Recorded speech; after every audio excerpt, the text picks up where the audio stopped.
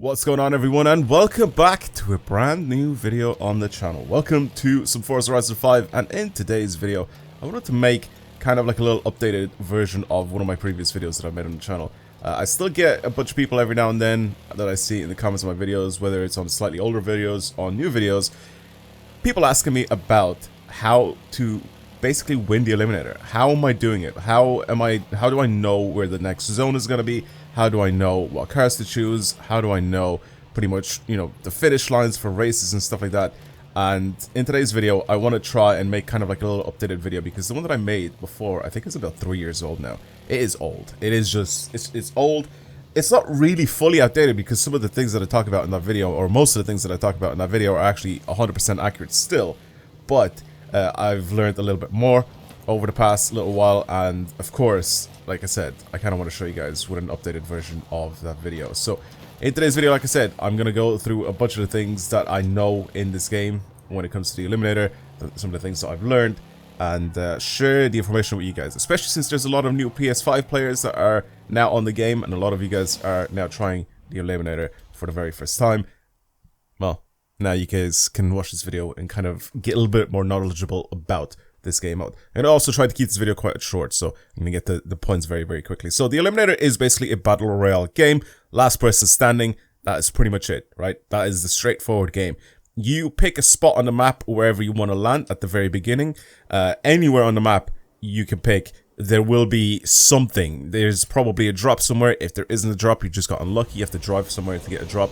And of course, there is a zone which shrinks on the map. It just gets smaller and smaller in a specific area. Now, these zones are preset, right? So every single time that you play this game, you will have one of the however many zones there are in this game, and it will shrink in that area, right? It's not going to always be in the exact same area. Of course, it's going to be in different places of the map, but it is preset. So sometimes you'll end up having the final zone that will end somewhere around here. Sometimes it'll end on top of the mountain. Sometimes it never ends in the city. I've never found one that ends in the middle of the city, but there's, like I said, different places where it ends. It could end at the bottom right. It could end down here over at the airfield as well. There's a bunch of different places where the zone shrinks down into. So you kind of have to be careful, and you can see that as you're playing the game, right? As the zone shrinks in, you'll see it go smaller and smaller where there's only one area left, and you can see it kind of shrink in that certain direction. So using that knowledge,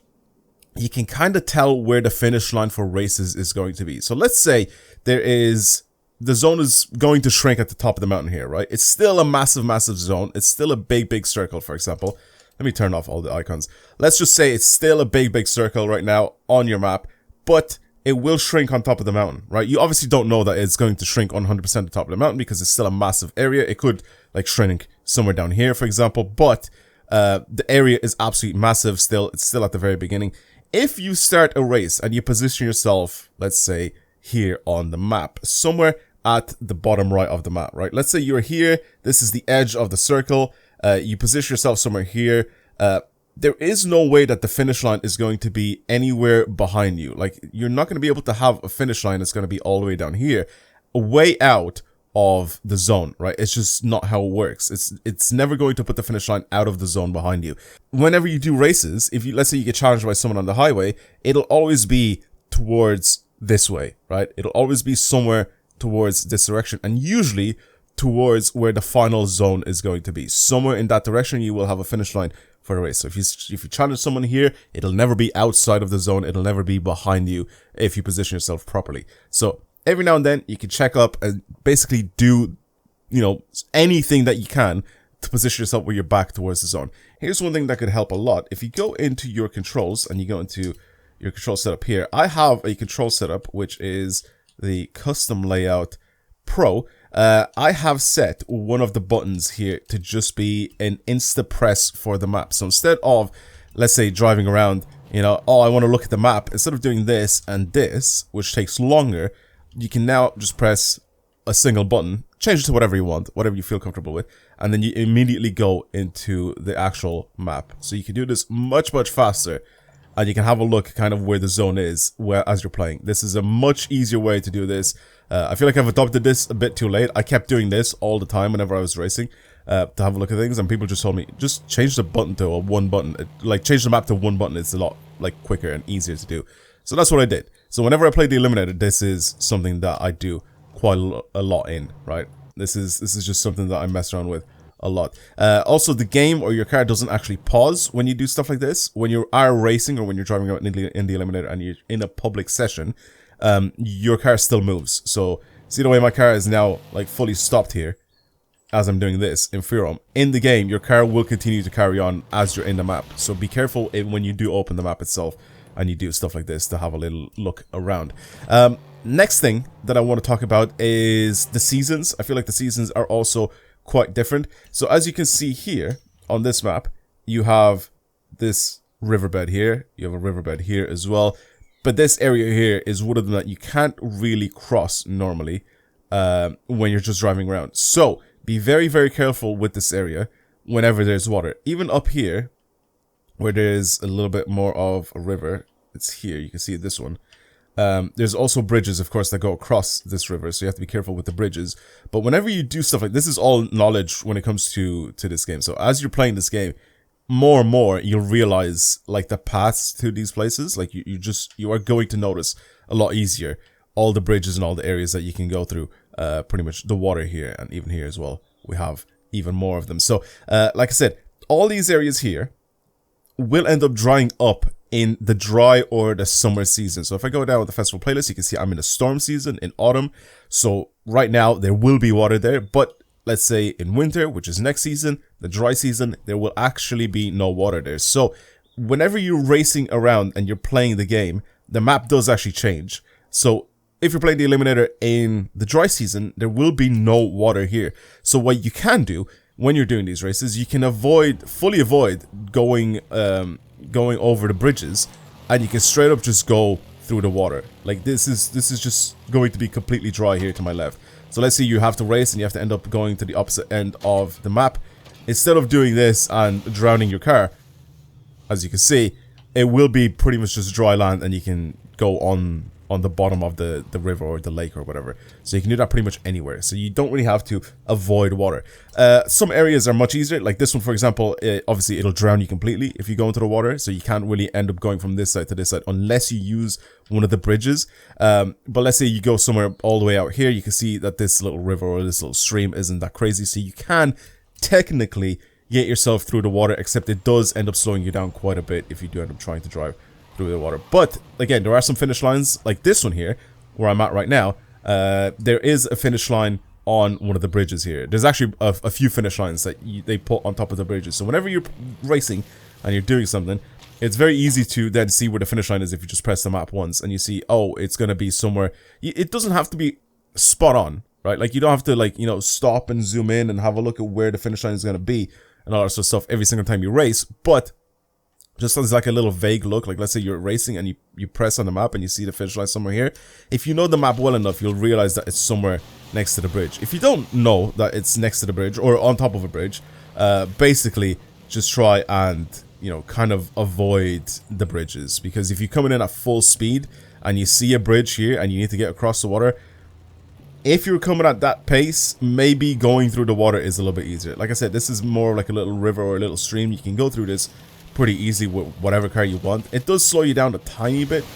Obviously this thing doesn't slow down, but when you're racing in like little hatchbacks and stuff like that, of course it'll end up slowing down. So just be careful when you're doing stuff like this. There's so many times where you know, I wasn't paying attention when I was racing and I just fully go through the water, and let's say like the finish line's on top of the bridge and you end up doing this and you coming in at this angle where obviously you then need to kind of slow down or go around, but again there's like stuff in the way, there's trees, there's branches, or you're just straight up crashing to the bridge if you're coming in at a lot of speed. So just be careful with those type of finish lines if they put them on top of the bridge, because there's quite a few of them. So now this is something that I also didn't talk about in the previous video because I didn't actually know until a little bit later, but this is something that I learned. You can actually bait the final race, the finish line for the final race, to go in a specific direction. Let me tell you what I'm talking about here. Let's just pretend that this stadium here, right, this circle here is the actual final circle, right? It's zoomed in. This is the small circle. This is at the very end. You can't really race anybody anymore. The game doesn't allow you to. Let's say the final race will start in about 30 seconds, right? You can actually force the finish line for races to be in a specific direction. So let's say you want the finish line for races to be somewhere on this side of the map. You can do that. If you start going over here in this direction, right? If you, let's say you're coming out of the stadium and you're just somewhere around here, right?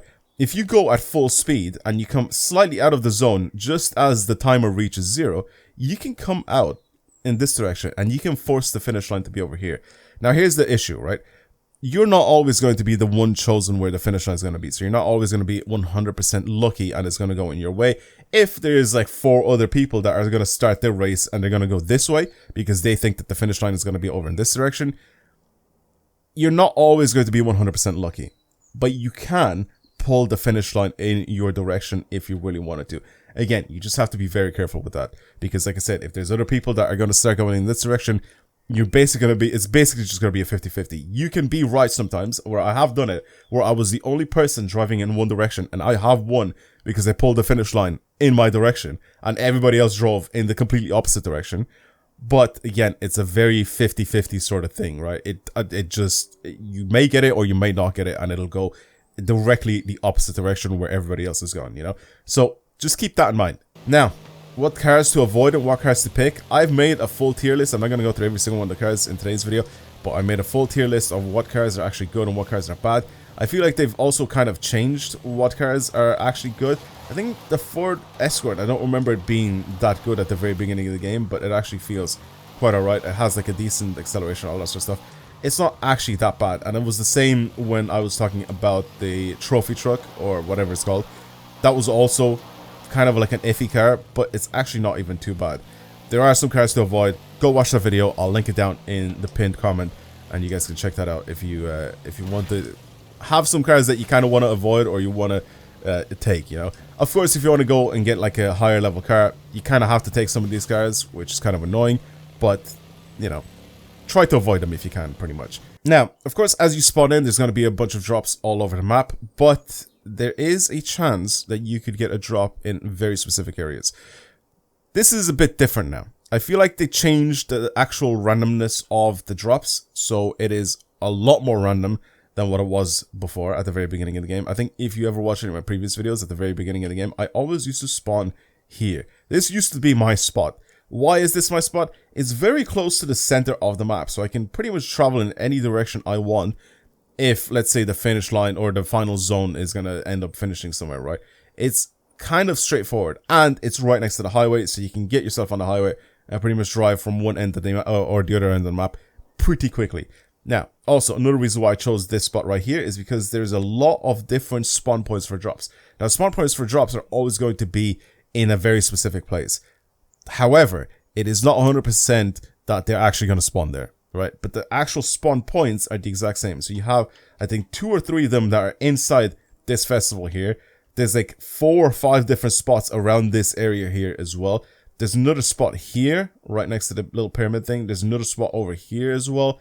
There's, I think, a lot more spots as you're driving up on this hill back here as well. So this spot, or this area here, is full of spawn points. But, like I said, you could get really, really unlucky and there's no car drops here, and they might just, let's say, put like a lot of them all the way down here at the bottom of the map. I feel like they changed, like I said, the randomness of them, and instead of them stacking them all in their one place, where a lot of people are spawning in, I feel like they put them kind of spread out a little bit more around the map. So where you're spawning, it's kind of up to you. Just kind of practice and mess around and see what you're comfortable with. Some people may be comfortable to spawn at the very, very edge of the map and then just kind of work their way in.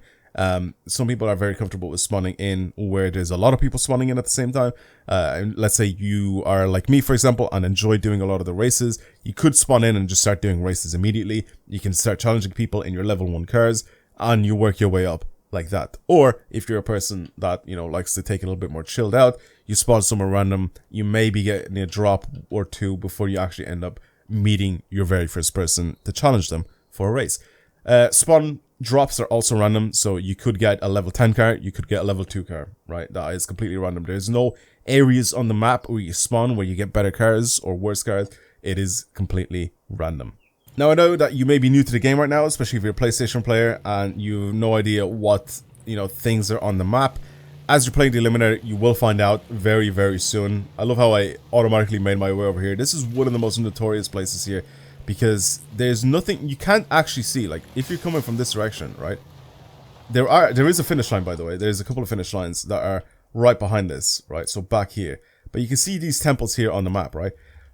This is something that you can't see if you're traveling from this direction, right? So if you're coming from downhill, you can't actually see any of these. You can kind of see that as you're getting closer, but if you're coming in at full speed, boom, instantly crash into this, you may lose your race. So this is something that I said you need to kind of practice and figure out where exactly they are on the map. You can't climb over these. They actually have a big like hitbox on top of them as well, so you can't jump over these. But these are some very, very annoying obstacles that you will end up coming across all over the map. These low ones where you can't actually climb over, you can't do anything, you will end up crashing into them and you will end up messing up your race. So kind of knowing the map just takes time. This is one thing that, of course, you need to try and figure out for yourself. The more you play, the better you are going to get at just knowing the map itself. But there are places like this all over the map where you kind of have to find your way around them. You look and see where kind of like the finish line is. So let's say you hop on the map, you're like, oh yeah, I need to race all the way up to, let's say, the city from all the way down here. Well, there's this strip here, which I kind of should avoid because there's all these like little pyramids and things in the way.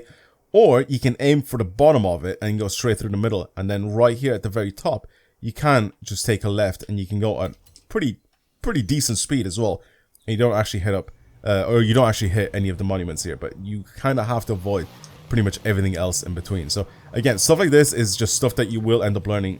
And again, even the splits between the actual pyramids. So if you want to go from one side to the other, and instead of going all the way around, let's say you're racing from here to the left side, there are areas in between. I usually try to aim kind of for like the middle area here, because there's a big gap where you can see right in the middle here. There's more little small gaps kind of here, but there's a big gap right through the center of this line here as you're racing across. So like I said, it's just something that you really learn how to get across from one side to another, because these are pretty much linked up and it's very difficult to get through. So this is what I was talking about. You can go up like this, and then there is a gap here where you can get through to the other side pretty easy if you are coming in at pace and you want to use that long, I guess, strip to kind of get to the other side. So stuff like this, like I said, is just stuff that you will end up learning just from playing the map. I feel like it's way too difficult for me to go through every single thing here to actually try and show you guys how everything works.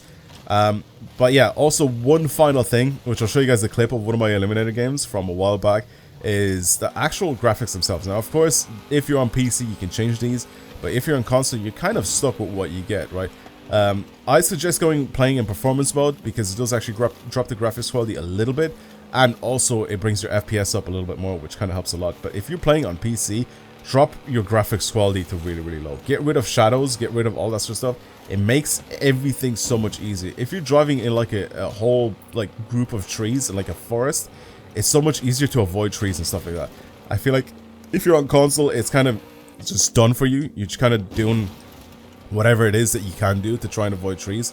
But if you are playing on the PC and you can drop the graphics quality, if you want to be competitive at the Eliminator, you can drop your shadows and all that sort of stuff. You can turn them completely off, and it's so much easier to kind of go through trees and forests and stuff like that when you're playing the game. But again, that is up to you if you want to do that. That is not really like a necessity. It just kind of helps a little bit with driving around and trying to avoid trees and all that sort of stuff. So but yeah, it's pretty much it from me. I hope I didn't miss anything. I feel like it's kind of pretty straightforward what I was talking about. Like I said, I made another video. I'll probably link that as well down below in one of the comments, but you guys can check that one out as well. But I feel like, since, like I said, there's a lot of PS5 players that are new to the game, I feel like this is kind of quite of an interesting video that I feel like I should have made, just to kind of help you guys out, especially since the Eliminator is a very played game mode. I feel like so many people still play the Eliminator, and I feel like this video could be quite helpful for a lot of the new PS5 players. So hopefully you guys enjoyed today's video. If you want to see more videos like this on the channel, then of course subscribe,